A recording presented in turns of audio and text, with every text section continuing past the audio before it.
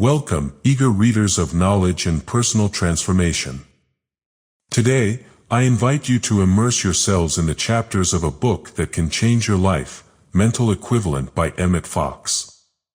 In a world where the mind is the stage for our deepest and most powerful experiences, Mental Equivalent guides us to a fundamental understanding that what we think, what we believe, and what we imagine shapes our reality in ways we often underestimate. Emmet, a prominent spiritual teacher of the 20th century, takes us on a fascinating journey into the power of the mind. In this book, we will discover how our internal beliefs, thoughts, and visualizations create a kind of mental equivalent that manifests in our everyday lives. Have you ever wondered why some people seem to effortlessly succeed while others constantly struggle? Fox offers us a clear answer. It is the quality of our thoughts and beliefs that determines our reality. Through inspiring stories, clear principles, and practical exercises, Mental Equivalent shows us how we can change our mental patterns to create a more fulfilling, abundant, and satisfying life. This book not only challenges us to question our deeply rooted beliefs but also empowers us to redefine our expectations and manifest our greatest aspirations. Imagine waking up each day with a renewed sense of possibility and purpose. That is the promise of Mental Equivalent. So, dear readers, I invite you to open your minds and hearts to the powerful teachings of Emmet. Let this book be your guide on the journey to a life of fullness, abundance, and personal fulfillment. Prepare to transform your thoughts and transform your lives with Mental Equivalent by Emmet. Mental Equivalent by Emmet. Chapter 1: The Mental Equivalent. We are all supremely interested in one subject. There is one thing that means more to us than all the other things in the world put together, and that is our search for God and the understanding of His nature. The aim of the metaphysical movement is to teach the practice of the presence of God. We practice the presence of God by seeing Him everywhere, in all things and in all people, despite any appearances to the contrary. As we look about the world with the eyes of the flesh, we see inharmony, fear, and all sorts of difficulties, but our leader Jesus Christ taught us, saying, "Judge not according to appearance, but judge righteous judgment." So when we see the appearance of evil, we look through it to the truth that lies back of it. As soon as we see this truth, and see it spiritually, the appearance changes, because this is a mental world. Now most people do not know this. They think it is a material world, and that is why humanity has so many problems. After 19 centuries of formal Christianity, the world is passing through desperate difficulties. But we know the truth. We do not judge by appearances. We know that we live in a mental world, and to know that is the key to life. If a child could be taught only one thing, it should be taught that this is a mental world. I would let all the other things go and teach him that. Whatever enters into your life is but the material expression of some belief in your own mind. The kind of body you have, the kind of home you have, the kind of work you do, the kind of people you meet, are all conditioned by and correspond to the mental concepts you are holding. The Bible teaches that from beginning to end.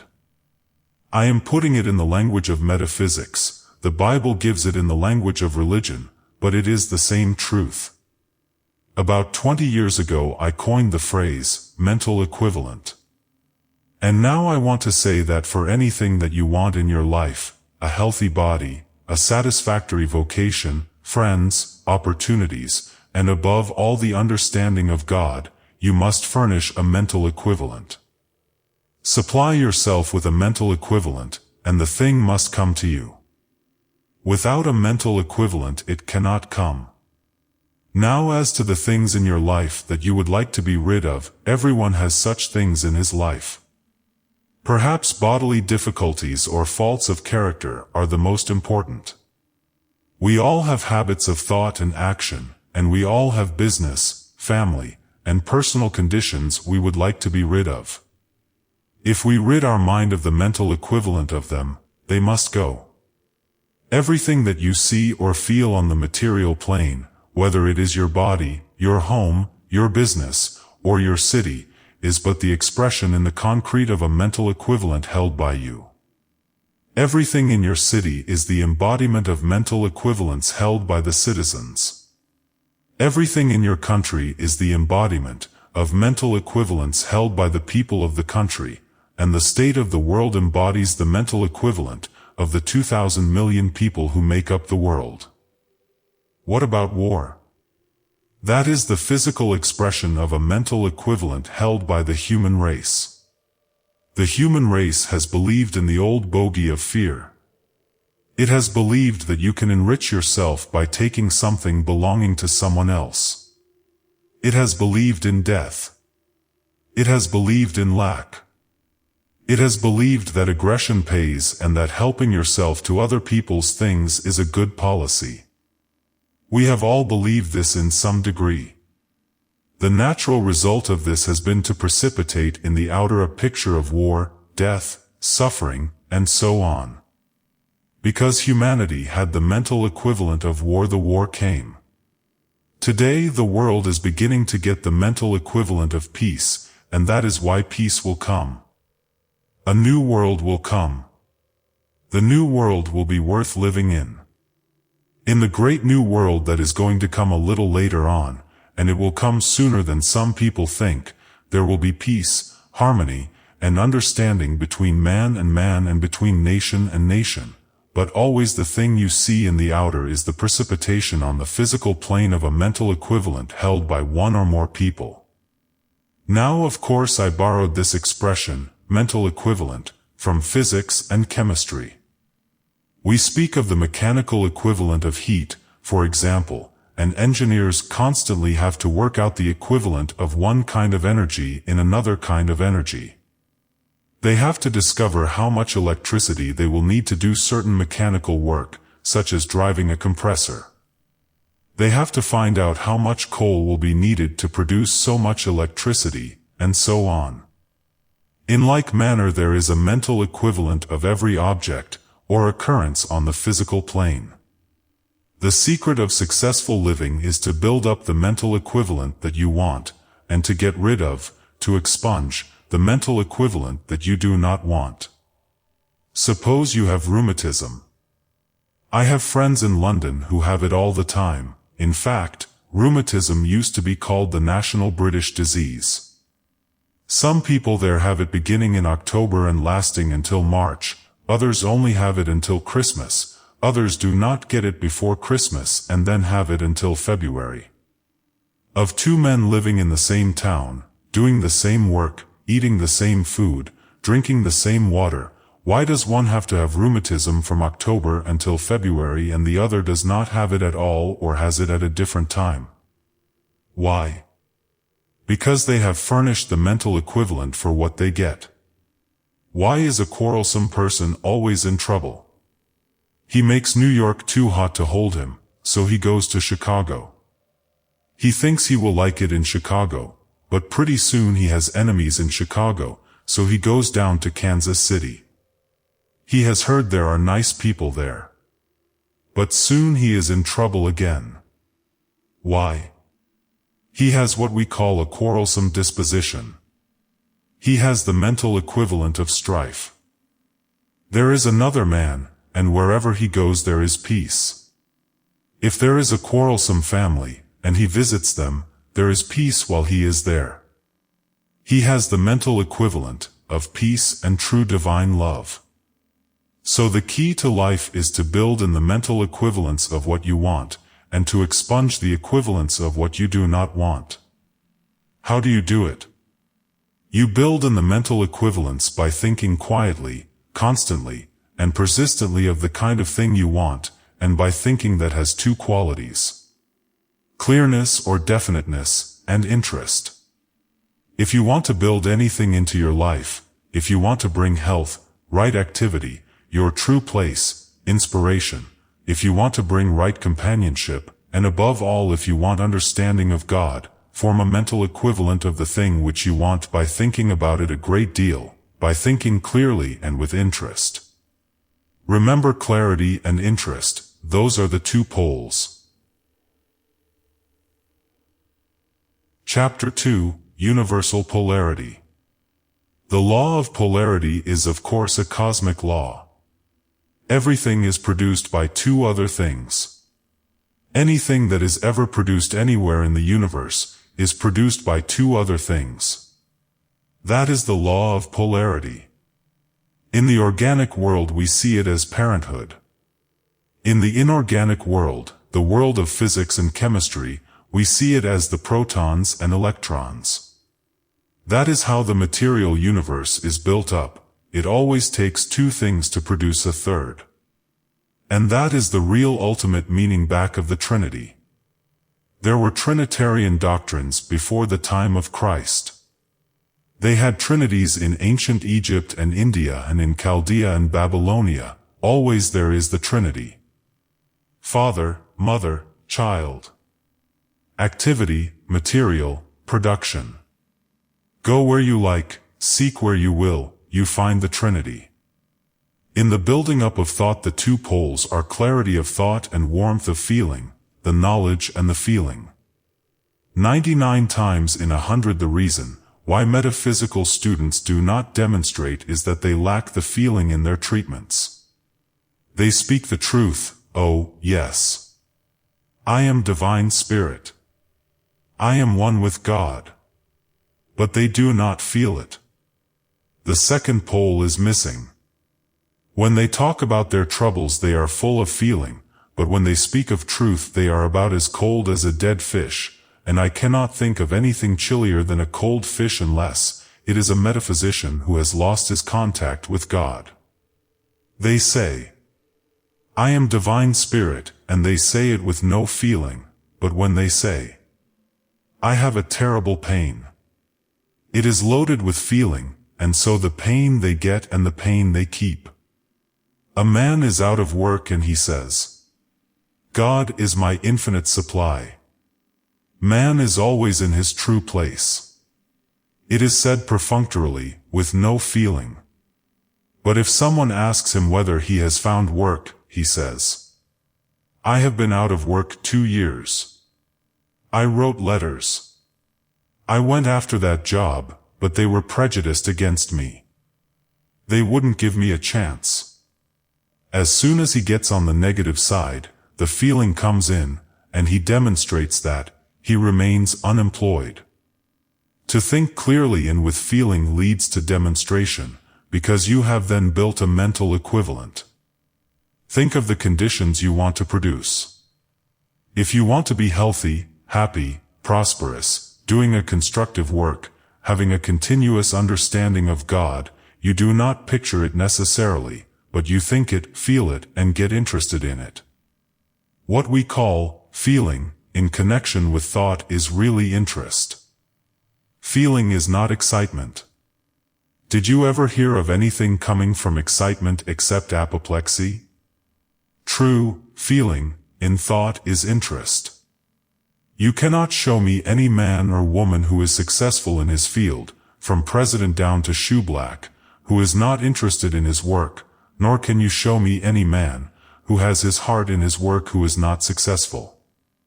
The most successful shoeblack you have in town here is vitally interested in his work. He has his heart in it. He is a colored boy, and he loves his work. He did such good work that I gave him an extra tip when he finished polishing my shoes, but no money could really pay him for his work. He was so tickled as he did his work, he loved it so much, that I did not really pay him. He paid himself. He enjoyed it. And he had a line of people waiting for him. You build a mental equivalent for what you want by getting interested in it. That is the way you create feeling. If you want health, get interested in health. If you want the right place, get interested in service, doing something that is really serving your fellow man. The reason people do not get ahead in business is that they try to think up schemes to get their fellow men's money instead of thinking up opportunities for service. The successful man gets interested in what he wants to do, and gets rid of things he is not interested in. How are you going to expunge the wrong mental equivalents? Suppose you have a mental equivalent of resentment, or unemployment, or criticism, or not understanding God. When somebody talks about God, it does not interest you much, you get sleepy or bored. Perhaps you do not get along with people, not that you quarrel with them, but they quarrel with you, the quarrel happens. What is to be done? The only way to expunge a wrong mental equivalent is to supply the opposite. Think the right thing. The right thought automatically expunges the wrong thought. If you say, I am not going to think resentment anymore. I don't believe in it. There is nothing to it.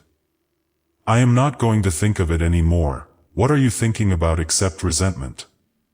You are still thinking resentment all the time and strengthening the mental equivalent of resentment. Forget it. Think of health and bodily ease, and peace and harmony, and speak the word for it. Then you are building up a mental equivalent of health. If you want your true place, if your problem is unemployment, no job, the wrong job, or a job you do not like, if you say, I am not going to think unemployment anymore, you are wrong. That is thinking unemployment, is it not?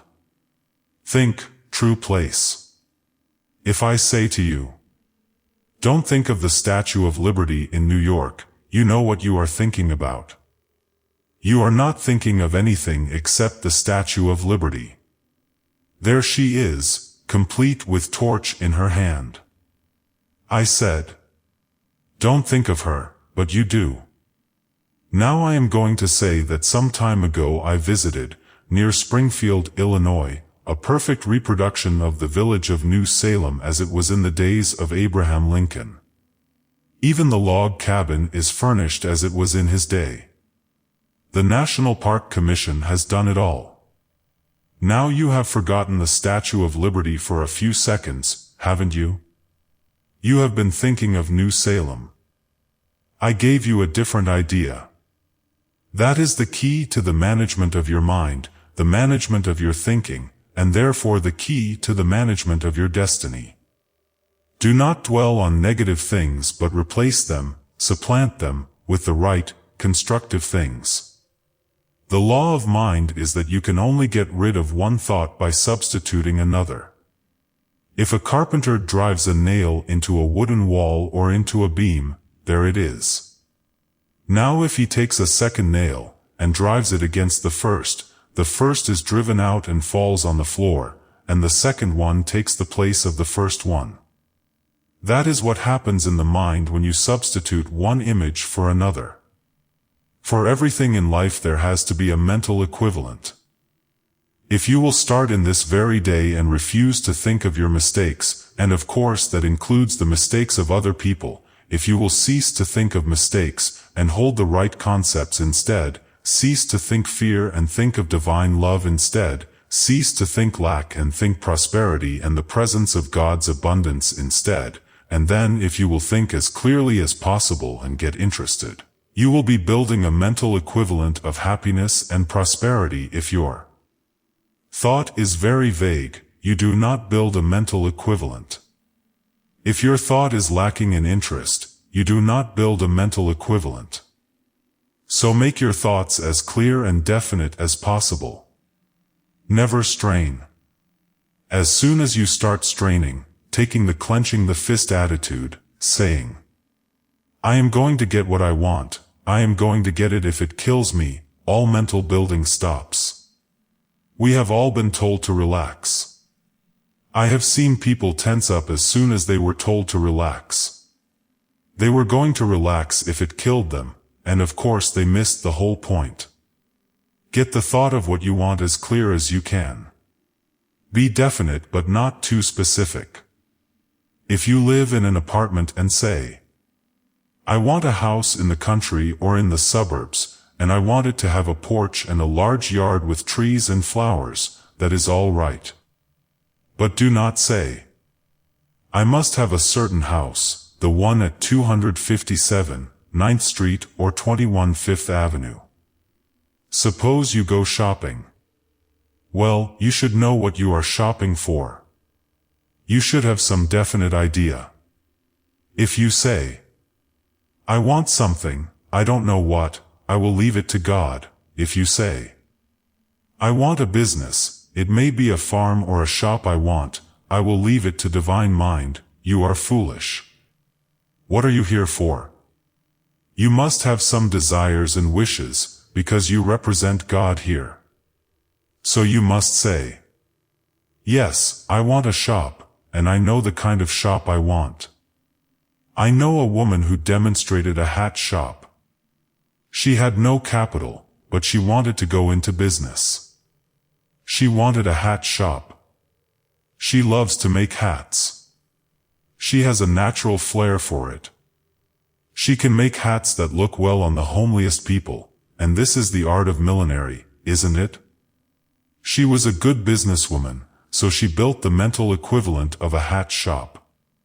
She did not say, I must be in a certain block on a certain street.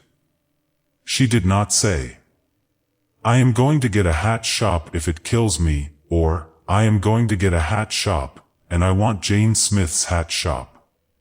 She built a definite mental equivalent, and that is the right way. If you say, I want a strong, healthy body, and build up a mental equivalent for it by constantly thinking of your body as perfect, that is fine. Do not think of details very much. Do not say, first of all I'm going to get my teeth fixed up with right thought, and I'll let my bald head wait, or, maybe I should get my bald head fixed up first, because my teeth can wait. It is the details that are wrong. The evil of outlining lies in going into small details and in saying, I want it in my time, in my way, whether God wants it or not. Apart from that, going too much into small details, you must have definite ideas. Do not strain to get your ideas clear. They will be clearer the second day or the 52nd day. If you have a pair of field glasses, and you look at something and want the focus clearer, you slowly turn the wheel until the focus is clear. Getting your mental equivalent may take you a week or a month or a year. Charge it with interest, like an electric charge, or it is dead. Love is the only way. You cannot be interested in a thing unless you love it. If you love it, it is filled with interest, it is filled with energy and life, and it comes true. There is an interesting story about Napoleon. He thought a big nose was a sign of strong character. He said, give me a man with plenty of nose. If someone came to him and said that a certain officer ought to be promoted, he would say, has he got plenty of nose? Give me a man with a big nose. If an officer was killed, he replaced him with someone with a big nose. You know what happened. The law sent him Wellington, and Wellington destroyed him. Wellington had the largest nose in English history. He said himself it was more of a handle than a nose. Take that as a joke if you like, but it does carry an important lesson. The doctrine of the mental equivalent is the essence of the metaphysical teaching, the doctrine that you will get whatever you provide the mental equivalent for. I have known some very, very remarkable cases where people furnished the mental equivalent, and out of the blue came things they never could have hoped for in the ordinary way.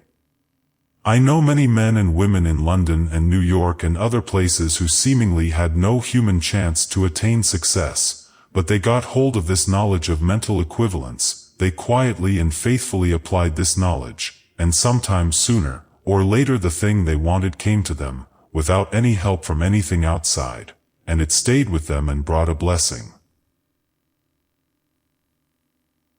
Chapter 3, Building a New Mental Equivalent. It is your bounden duty to demonstrate, and in order to do so successfully you need to know why you should do so. Why should you demonstrate at all? Some people say, since God is all, and everything is perfect, why should I seek to demonstrate His law? Because you have to prove the harmony of being in your own life. That is why. If there were no need to demonstrate, one might just as well go to bed and stay there or, more simply still, stroll around to the nearest undertaker. Of course we are here on earth to express God, and true expression is what we call demonstration, because it demonstrates the law of being. It is your duty to be healthy, prosperous, and free. It is your duty to express God to the utmost of your power, and you have no right to relinquish your efforts until you have accomplished this. Until you have excellent health and are visibly regenerating, until you have found your true place and right activity, until you are free from conscious fear, anxiety, and criticism, you are not demonstrating, and you must find out why and correct the error, whatever it is. Jesus has told us that we always demonstrate our consciousness, and unity is teaching the same truth today. You always demonstrate what you habitually have in your mind. What sort of mind have you? I am not going to tell you, and do not let anyone else tell you either, because they do not know. People who like you will think your mentality is better than it is. Those who do not like you will think it is worse. So do not ask anybody about your mentality, but examine your conditions and see what you are demonstrating. This method is scientific and infallible. If an automobile engineer is working out a new design for an engine, if he is going to do something different about the valves, for instance, he doesn't say, I wonder what Smith thinks about this. I like Smith. If Smith is against this, I won't try it. Nor does he say, I won't try this idea because it comes from France, and I don't like those people. He is impersonal and perfectly unemotional about it.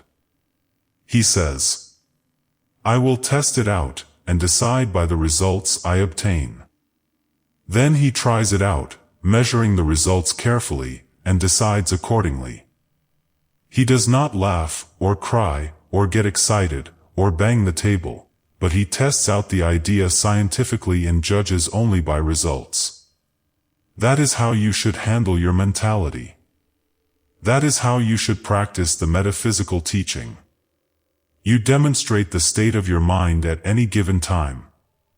You experience in the outer what you really think in the inner.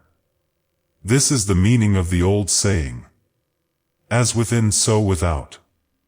Note carefully that in the Bible the word, withip, always means thought and the word, without, means manifestation or experience. That is why Jesus said that the kingdom of heaven, health, harmony, and freedom, is within. Harmonious thought means harmonious experience. Fear thought or anger thought means suffering or frustration. This brings me to the most important thing I want to say, namely that if you want to change your life, if you want to be healthier, happier, younger, more prosperous, above all, if you want to get nearer to God, and I know that you do, you must change your thought and keep it changed. That is the secret of controlling your life, and there is no other way. Jesus himself could not have done it in any other way, because this is a cosmic law. Change your thought and keep it changed.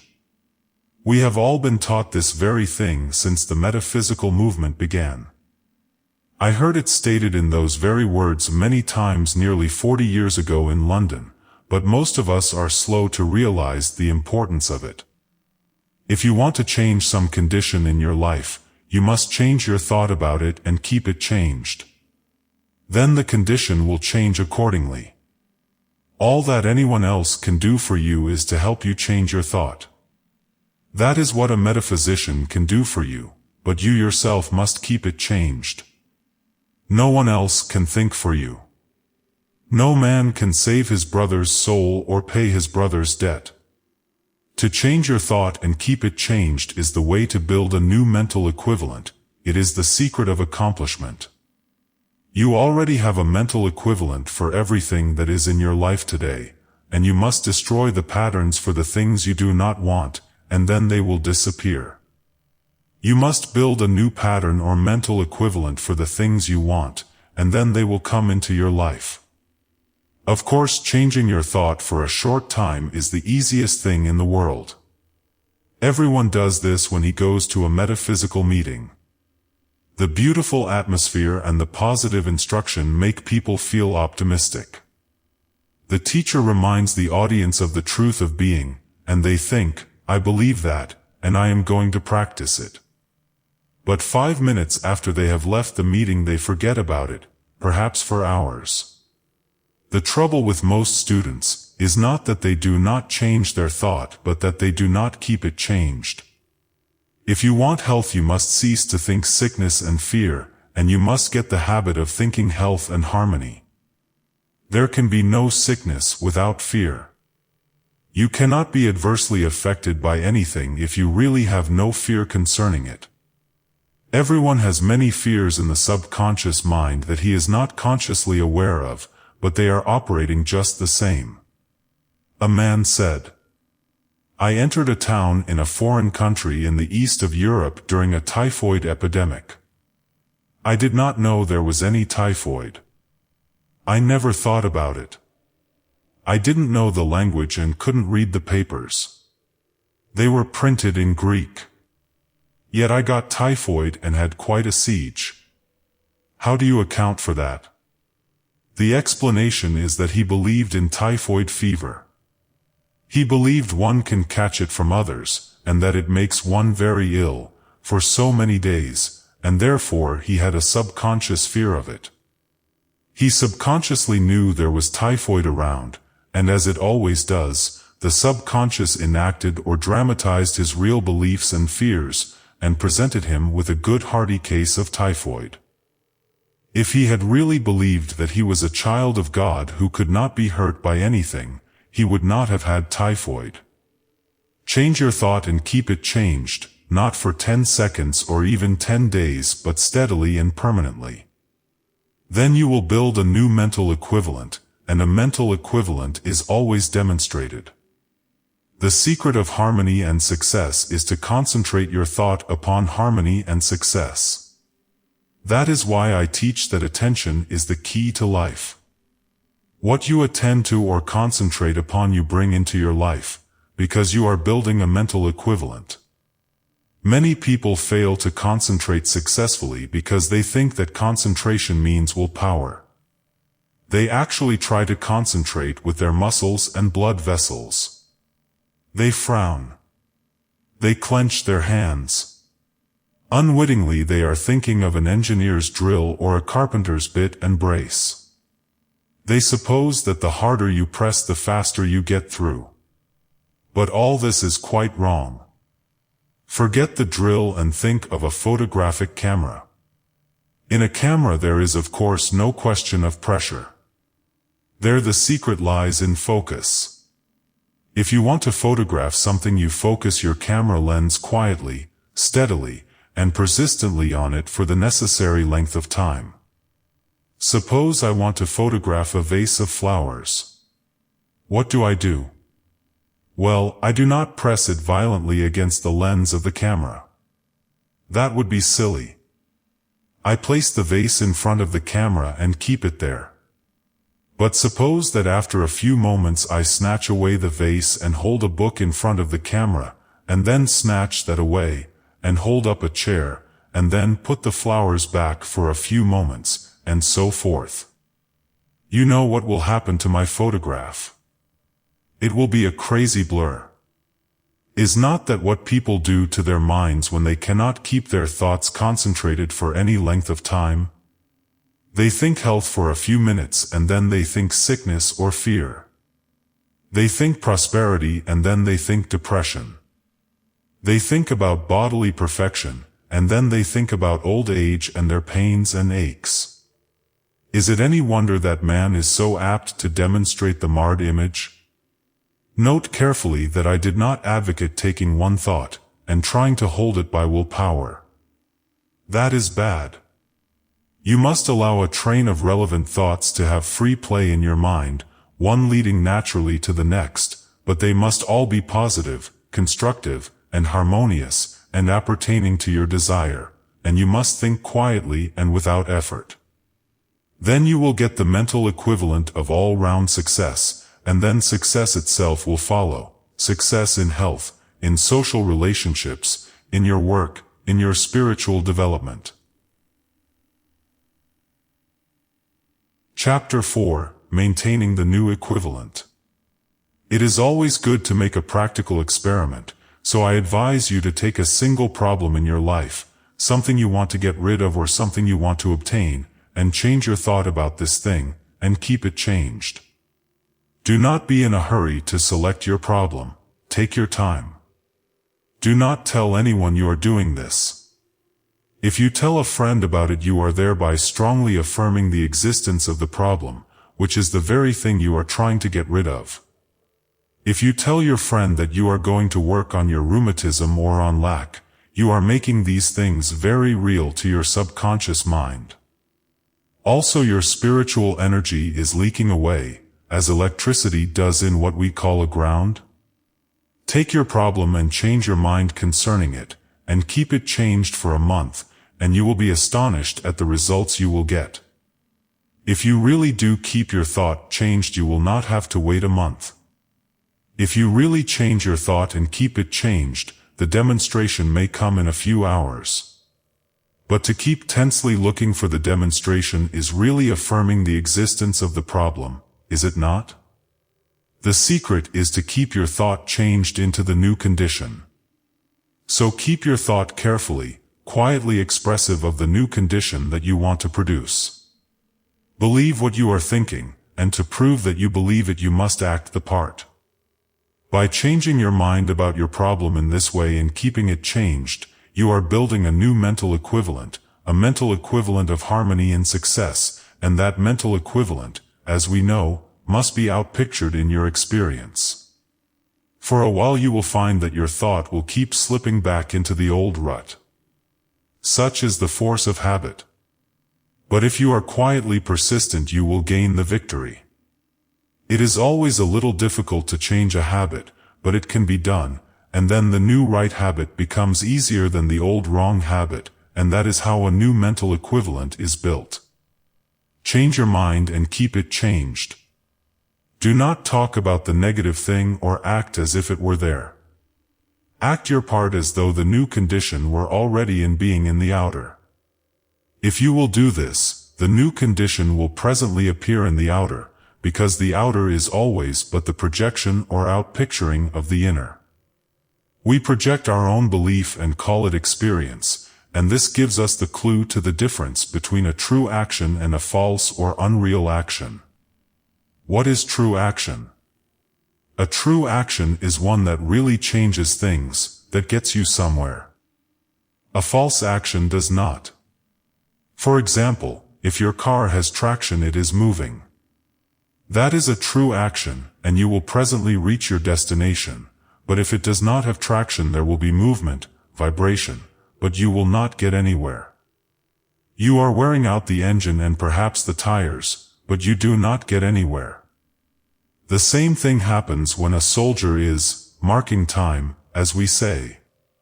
He is tiring himself and wearing out his shoes, but not getting anywhere. These are examples of false action. Suppose you have a difficult letter to write or a sermon or a lecture to prepare. Suppose you sit in front of a sheet of paper and draw curlicues, or cut the pencil to pieces or tear your hair. These would be false actions, and many people do just that. Such actions get you nowhere. To decide what you are going to say, to start a current of thought and then write it down, is true action. You will note that the difference is that in the false action you begin from the outside. You had not prepared your thoughts. You tried to begin by writing. With the true action you got your thoughts in order first, and then the writing or outer activity followed. A false action means deadlock, a true action is always fruitful. True activity is always from within outward. False activity tries to work from without inward. One is centrifugal and the other centripetal, if you want to be technical. If you are working from within out, your work is alive and will be productive. If you are working from outside inward, your work is dead, and it will have a bad effect on you. Artists and literary people speak of potboilers. You know what a potboiler is. It is a picture that you paint or a story that you write, not because you are interested but just to keep the monetary returns coming in. It is never good, because it is not the result of inspiration. It is done from the outside and is a false action. It is a common saying among writers that 3 potboilers will kill any talent, and that is true. The proper way to paint a picture is to see beauty somewhere, in a landscape or in a beautiful face, or wherever you please. You thrill to that beauty, and then you go to the canvas and express your inspiration there. That is art, and that is true action. It inspires other people and it helps and develops you yourself. If you write a story or a novel because you have observed life, because you have seen certain things happen and studied certain people, and write it all down because you are alive with it, that is a true action and you write a great book. Dickens, George Eliot, Balzac, and all the great authors wrote in that way. But if you say, I will do 1,500 words a day and give my publishers the mixture as before, and that will secure my income, your work will be dead. And this policy will kill any talent that you may have. If you are in business and you are interested in your job and love it, your work is a positive action, and must ultimately bring you success. Even if the work is uncongenial, but nevertheless you say, this is my job for the moment, I am going to do it as well as I can, and then something better will open up. You are working from within outward. Your work is a positive action, and before long something really congenial will come to you.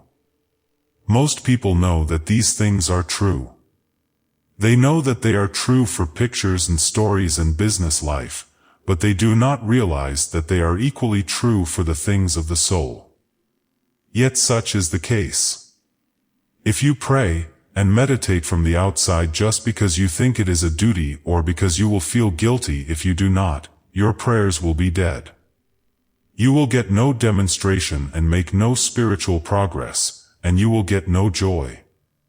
But if you feel that when you are praying and meditating you are visiting with God, and that these moments are the happiest in the 24 hours, then you are working from within outward. Your spiritual growth will be fruitful, and you will grow very rapidly in spiritual understanding.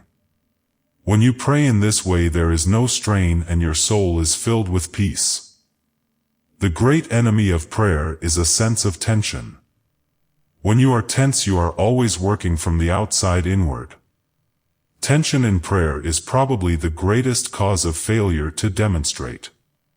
Remember that the mind always stops working when you are tense.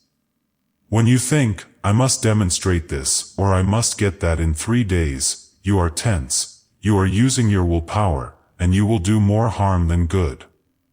Remember this. The door of the soul opens inward. If you will remember this it will save you years and years of waiting for demonstrations.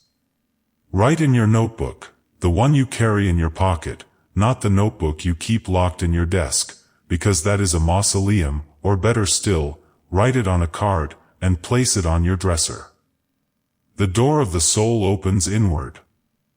And pray to God that you may remember that truth every time you turn to Him in prayer. You know what it means when a door opens inward. The harder you push against it, the tighter you close it. When you press or force or hurl yourself against it, you only close it on yourself. When you relax and draw back, you give it a chance to open. In all theaters and other public buildings the doors open outward.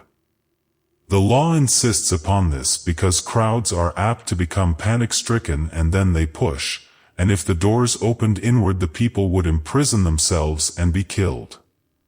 The door of the soul opens inward. That is the law. Relax mentally, draw away from your problems spiritually, and the action of God will open the door for you and you will be free. There is an old legend of the Middle Ages that is very instructive.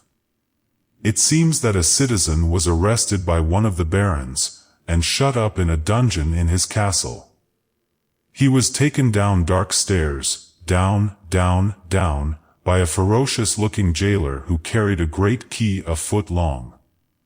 The door of a cell was opened, and he was thrust into a dark hole. The door shut with a bang, and there he was. He lay in that dark dungeon for 20 years.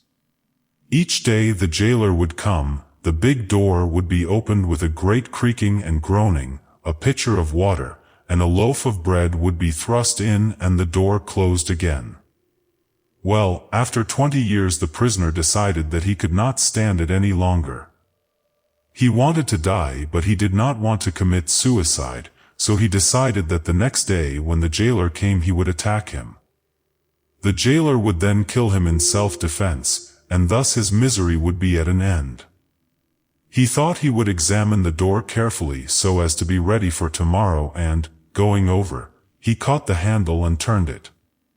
To his amazement the door opened, and upon investigation he found that there was no lock upon it and never had been, and that for all those 20 years he had not been locked in, except in belief. At any time in that period he could have opened the door if only he had known it. He thought it was locked, but it was not. He groped along the corridor and felt his way upstairs. At the top of the stairs 2 soldiers were chatting, and they made no attempt to stop him. He crossed the great yard without attracting attention. There was an armed guard on the drawbridge at the great gate, but they paid no attention to him, and he walked out a free man.